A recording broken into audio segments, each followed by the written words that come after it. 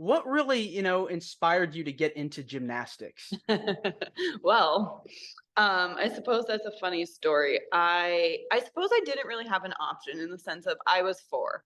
So any normal 4-year-old, I was bouncing off the freaking walls. Literally, my mother's house growing up, or my house growing up, antiques everywhere. My mother loves antiques and like little like just stuff everywhere. So my brother is 2 years older than I am, and I suppose he's kind of how I got into wrestling. So him and I were always like fighting, running around the house, and it was actually my mother's best friend at the time, our neighbor.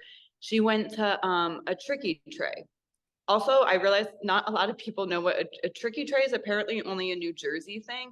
What it basically is a charity event for like you host it either at like the high school or elementary school just to like raise money for said event, and then each business can contribute like a basket. So the basket that my mother's friend had one was for this place called Diamond Gymnastics. And at the time, she had a bunch of, I think she had 3 sons, and they were all in soccer. So she called my mother and she's like, Denise, like, I got this basket for gymnastics. Like, would Nicole be interested in doing it? And my mother was like, oh, like, I need something for this kid. She will not stop bouncing off the wall. So that one free tricky tray gymnastics class cost my parents a lifetime of gymnastics. But that is kind of how I fell into it. I would say my whole life has almost been kind of a happy accident, if you will, because it was almost like I wasn't supposed to do it, but she didn't know what to do with this. So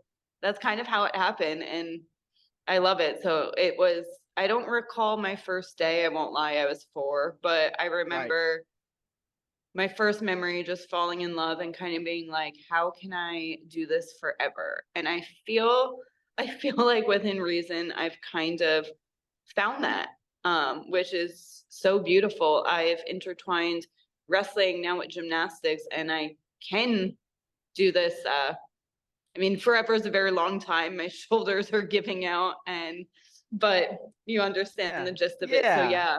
It seems like, there's a lot that goes into gymnastics that you can parlay into wrestling. It kind of goes Yeah. hand in hand. Were you always like big into sports? Did you play any other sports growing up?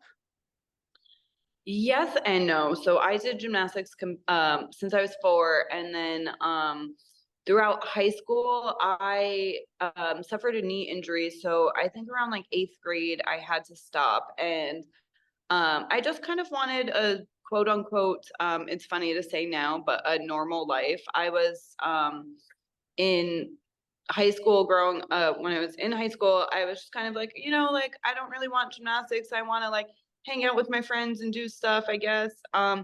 So I did softball and lacrosse for a hot second, but it was fun, but I just knew I just didn't want to do it. So I did that for a little bit, but then I always came back to gymnastics. I after high school, my first real job, if you will, I started coaching gymnastics. So I was still around it. Yeah, I Yeah. could never escape it. No, it seems like it's in the blood. Like when you're into something like that, you carry it on with you, Yeah. throughout your life. So it's amazing. Any fun stories you want to share about meets that you've gone on with gymnastics, and then like any advice that you were given by your trainers that kind of stick with Um, you? so one of my coaches, he is still near and dear to my heart. His name is Juan. I talk to him relatively often still. He lives in Colombia now. Um, but I remember at one of the meets I was doing some event. I think it was vault, and I just remember I was like, "Hey, like my knee feels really weird. Like this doesn't feel right." And he was like, "Oh, suck it up. Stop being a baby." And like I feel like nowadays I grew up with that kind of coaching. My coaches were either Russians or from Colombia, and it was very like in your face, like, Around the okay, world, like international. yeah, like your good isn't good enough, do better. So it's like I kind of like that coaching, still positive. They weren't like abusive to us by any Tough means, love. but they're very like in your face, like, do better, do better. And I just remember he's like, quit being a baby. And I was like, oh, okay, like whatever. And I like finished the meet. And then like the next few days, I actually was like talking to my mother, and I was like, I don't feel right. My knee feels weird. And we ended up going to the doctor, and I ended up tearing my meniscus and like slight ACL tear. So I finished the gymnastics meet, and like the next day I come to practice, and my coach like sees me like not like dressed and like ready, and he's like, what's wrong? And then like my mother came in, and she's like, Juan,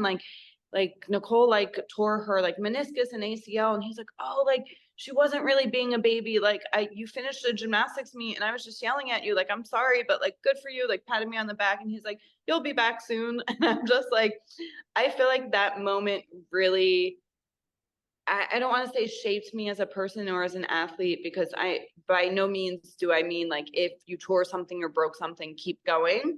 Um, like kind of address the situation. But at this age, I hate to say, like, it sounds silly, but I just was like, you get used to such a high pain tolerance because your body's constantly in pain a little bit. Right. So it just, I suppose in that moment where it was just like, oh, like, really mind over matter. Like, again, not encouraging anyone to go out there that has a torn ligament or anything and Right. to continue. But funniest story, man, like a lot of my practices, one of my favorite stories was all of the girls, it was summer, so we tended to be at practice sometimes 5-6 hours in the summer because there's no school. So they would just drop us off, and I guess you would just be done when you were done.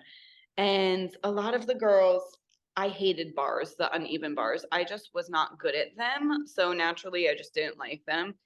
And my coach was like, okay, like, what do you guys want to do today? And like all three of us at once were like, just like, no bars. And he's like, okay.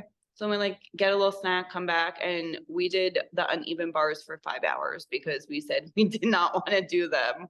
So I always just, that story is just special to me because I'm like, oh, okay. You can't avoid things you're not good at. Let's just do them all of the time. And I try to play that into my life. Or with wrestling, something, I don't want to say I don't necessarily like, I wouldn't say it's not that I don't like something, but sometimes in wrestling I'm like, oh, maybe let me avoid this style Yeah. because I'm not good at it, but instead maybe just push through and see what works best.